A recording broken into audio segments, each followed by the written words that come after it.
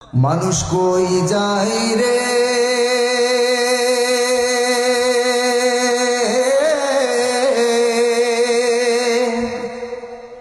দুনিয়া ছাড়িয়া, মসজিদের ওই পালকি আয়না দুলা দেয় সাজায়া তারে জনমের লাগিয়া। ঠিক না? কি বলবো, কষ্ট হচ্ছে না তো? মানুষ কই যায় রে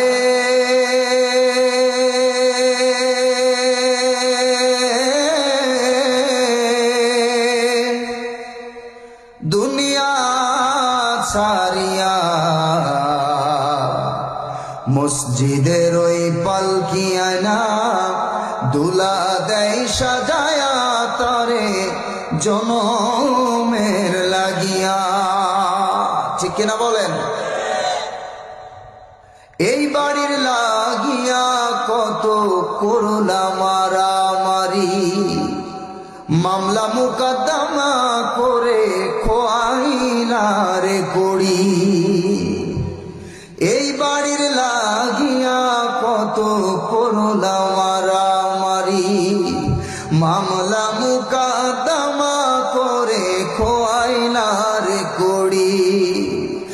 আজকে তুমি যাবে চলে,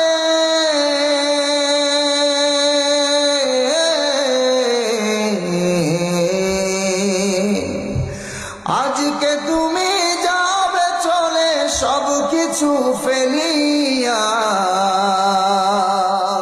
মসজিদের ওই পালকি আয়না দুলা দেয় সাজায়া তারে জনমের লাগিয়া। মসজিদের ওই পালকি আয়না দুলা দেয় সাজায়া তারে জনমের লাগিয়া। ঠিক না? ছেলে মেয়ে নববধূর প্রেমেতে মজিয়া, নামাজ রোজা সব খোয়াইলাম দুনিয়ায় আসিয়া। ঠিক না? ছেলে মেয়ে নববধূর প্রেমেতে মজিয়া, নামাজ রোজা সব খোয়াইলাম দুনিয়ায় আসিয়া। হায়রে সেই ছেলেরাই গোসল দিবে,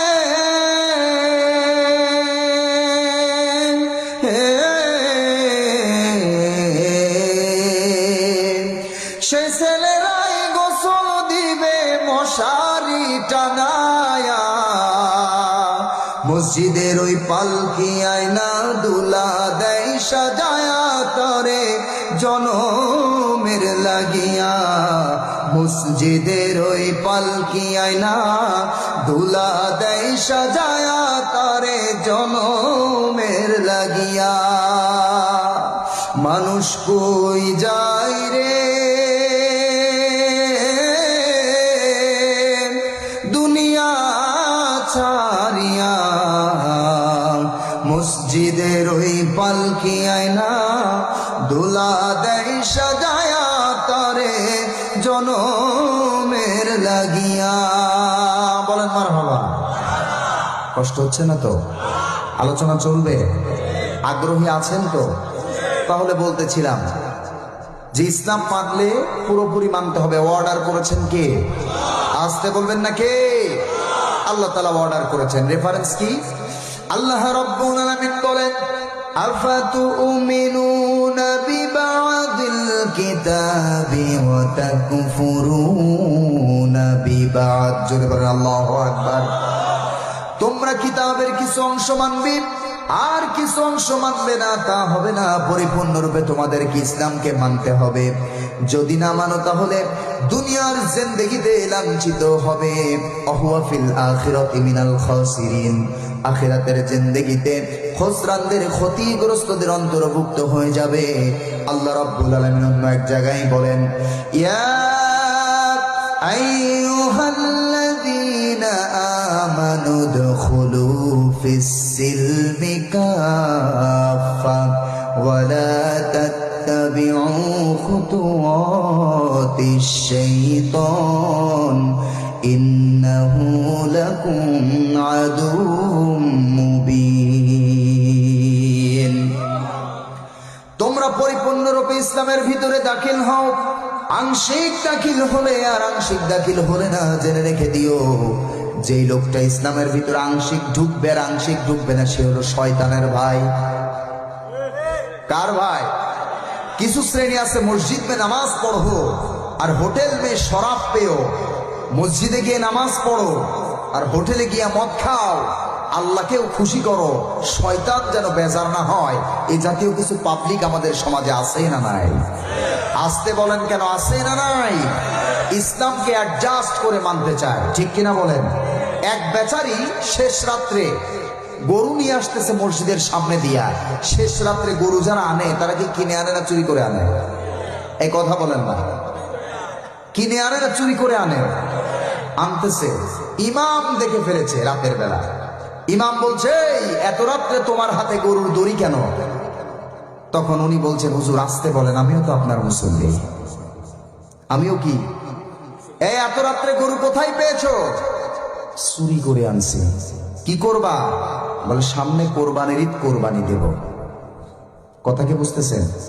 কি করা গরু? কথা কন। চুরি করা। ইমাম বলছে, এই চুরি করা গরু দিয়ে কোরবানি দিলে তো কোরবানি হবে না। উনি বলছেন, কে বলেছে কোরবানি হবে না? আপনি তো এটাকে জায়েজ করেছেন। ইমাম বলেই পড়ে গেছে বেকায়দায়। বলে কি রে, আমি আবার কেমনে জায়েজ করলাম? বলে, হুজুর গত সপ্তাহে আমি জুমার নামাজে এসেছিলাম, আপনি কোরবানির ফজিলত সম্পর্কে যে বয়ান আপনি দিয়েছেন, এত সওয়াব, একটা পশুর প্রত্যেকটা পশমে পশমে একটা করে সওয়াব। তো আমি হিসাব করে দেখলাম যতগুলো পশম ততগুলো সওয়াব। তো একটা পশুর গায়ে কি একটা দুইটা পশম থাকে? এই কথা বলেন। অসংখ্য পশম, অসংখ্য সওয়াব, আর চুরি মাত্র একটা। চুরি কয়টা আর সওয়াব কয়টা? অসংখ্য। তো আমি হিসাব করে দেখলাম, যদি আমার সওয়াব নাও হয়, চুরি করার গুনাহ আর কোরবানের সওয়াব প্লাস মাইনাসে মাইনাস, মাঝখান দিয়ে আমার গোশত খাওয়া বোনাস। কথা কি বুঝতেছেন? এই জাতীয় হিসাব কষে, এই জাতীয় চিন্তা করে আল্লাহর নিকটতম গোলাম হওয়া যাবে? আসতে বলবেন না, হওয়া যাবে? সুদের টাকা দিয়া আর ঘুষের টাকা দিয়া হজ করে করে মরে গেলেও সেই হজ আল্লাহর দরবারে কবুল হবে? আসতে বলেন কেন, কবুল হবে না। ইসলামের জন্য আপনার জান মাল সবকিছু আল্লাহর কাছে বিক্রি করে দিতে হবে। জোরে কোন ঠিক কিনা? এই খরিদটা কে করেছেন? আল্লাহর জান্নাতের বিনিময়ে আল্লাহ পাক আপনার কাছ থেকে জান মাল সবগুলো কিনে নিয়েছেন। জোরে কোন ঠিক কিনা?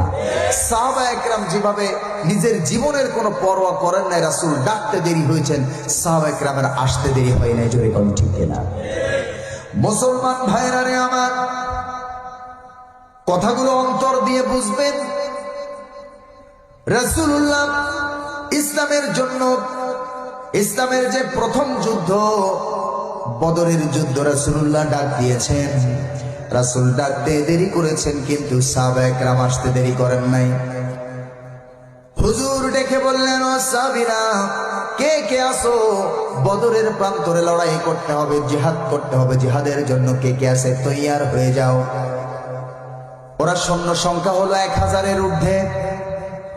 রাসূলুল্লাহর এই ঘোষণা শুনে 313 জন সাহাবী দাঁড়ায় গেল। ইয়া রাসূলুল্লাহ, আপনার সঙ্গে আমরা জিহাদের ময়দানে যাব এবং নিজের জীবনকে বাজি রেখে আমরা জিহাদের জন্য লড়ব। আল্লাহু আকবার বলেন। রাসূলুল্লাহ সাহাবায়ে কেরামকে নিয়ে রওনা দিবেন। এমন সময় মদিনার আফরার 2 ছেলে, ছোট্ট 2 জন বাচ্চা, একজনের বয়স হলো 10 বছর আর একজনের বয়স কিতাবের মধ্যে রয়েছে 8 বছর। আপন 2টা ভাই, মাজ আর মুআজ, 2 ভাইয়ের নাম। রাসূলুল্লাহর সামনে এসে বলছে, ইয়া রাসূলুল্লাহ, জিহাদের জন্য নাকি সৈন্য প্রয়োজন। আমরা 2টা ভাই মদিনা থেকে এসেছি জিহাদের জন্য, আপনার সঙ্গে আমরা জিহাদে যাব, আমাদের পারমিশন দেন। রাসূলুল্লাহ ডেকে বললেন, ও সাহাবী, তোমরা ছোট্ট মানুষ, তোমাদের ফিটনেস নাই, হাইট নাই, তোমরা তরবারি ধরবা কেমনে? তোমরা তো যুদ্ধ করতে পারবা